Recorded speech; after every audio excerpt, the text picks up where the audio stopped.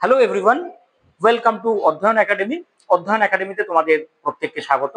Basically আজকে আমি যে বিষয়টা নিয়ে কথা বলবো সেটা হচ্ছে রিভারের ধরন, টাইপস অফ রিভার।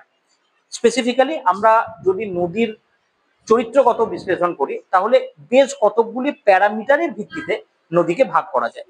যেমন আমরা এখানে উল্লেখ করতে পারি on the basis of drainage facilities, আমরা এটা একটা ভাগ করতে পারি বা এটাকে বলা যেতে পারে যে জলের উৎসের ওপর ভিত্তি করে।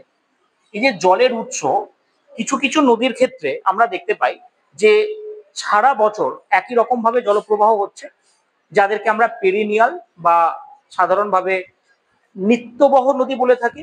আবার এমন কিছু নদী আছে যে নদীগুলির ক্ষেত্রে আমরা কিন্তু সারা বছর জলপ্রবাহের মাত্রা একই রকম পাই না, তাদের ক্ষেত্রে আমরা অনিত্যবহ বা নন পেরিনিয়াল এই শব্দটা ব্যবহার করে থাকি।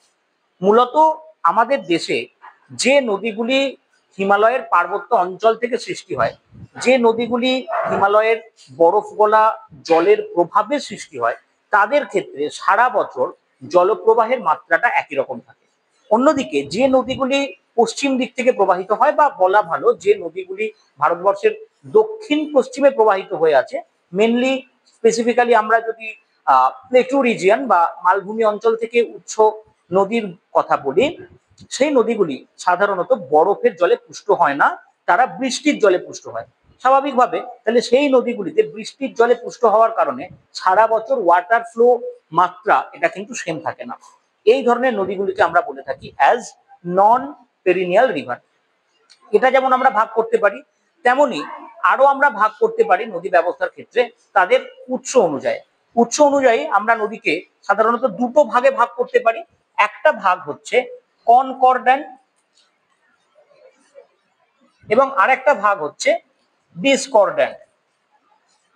এই কনকর্ড্যান্ট এবং ডিসকর্ড্যান্ট এই দুটো নদী বেসিক্যালি কি ধরনের নদী?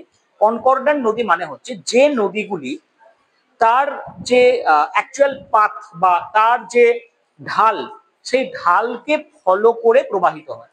অর্থাৎ ঢালের পরিবর্তনের সাথে আমরা নদীর পরিবর্তন দেখতে পাই, ঢালের পরিবর্তনের সাথে নদী পথের প্রবাহমানতার পরিবর্তন দেখতে পাই, তাকে বলা হয় কনকর্ড্যান্ট।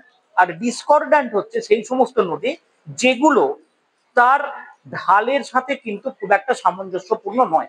হয়তো দেখা গেল কোন একটা নদী প্রবাহিত হচ্ছে, সেই নদী প্রবাহের সাথে তার ভূমিভাগ উত্থিত হয়েছে বা ভূমিভাগের স্লোপের কিছু চেঞ্জেস হয়েছে, তখন নদী কিন্তু ভূমিভাগের চেঞ্জকে গুরুত্ব না দিয়ে তার পূর্বতন গতিপথ বজায় রাখার চেষ্টা করে।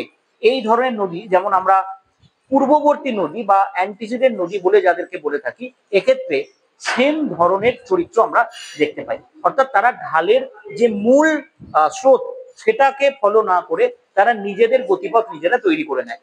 আমরা যদি সিন্ধু নদীর কথা বলি, উদাহরণ হিসেবে বলা যায় যে সিন্ধু নদী হিমালয় পার্বত্য অঞ্চলের উত্থান সত্ত্বেও ইন্দাস গর্জ তৈরি করার মাধ্যমে কিন্তু ফ্লো করেছে। অর্থাৎ সিন্ধু নদী উত্থিত বাধাকে অতিক্রম করেছে, নিজের গতিপথ নিজে কাস্টমাইজ করে ফ্লো হয়েছে। এই ধরনের নদীকে আমরা ডিসকর্ডেন্ট বলে থাকি। এই হচ্ছে মোটামুটি ভাবে আমরা ভাগ দেখতে পাই। এছাড়া এই কনকর্ড্যান্ট বা যারা ঢাল অনুসারে প্রবাহিত হয় তাদের মধ্যে কনসিকুয়েন্ট, সাবসিকুয়েন্ট, রিসিকুয়েন্ট, অবসিকুয়েন্ট এই ধরনের নদী ব্যবস্থা আমরা দেখতে পাই। আর এক ধরনের নদী ব্যবস্থা থাকে সুপার ইম্পোজ। আজকের এই ছোট্ট ভিডিওতে এই পর্যন্তই। এর পরবর্তীতে আরো এরকম গুরুত্বপূর্ণ বিষয় জানার জন্য অধ্যয়ন একাডেমির অফিসিয়াল চ্যানেলে চোখ রাখতে হবে এবং সমস্ত তথ্য লিখিত আকারে পাওয়ার জন্য আমাদের টেলিগ্রাম চ্যানেল জয়েন করতে হবে, যার লিঙ্ক নিচে কমেন্ট সেকশনে দেওয়া আছে। Thank you.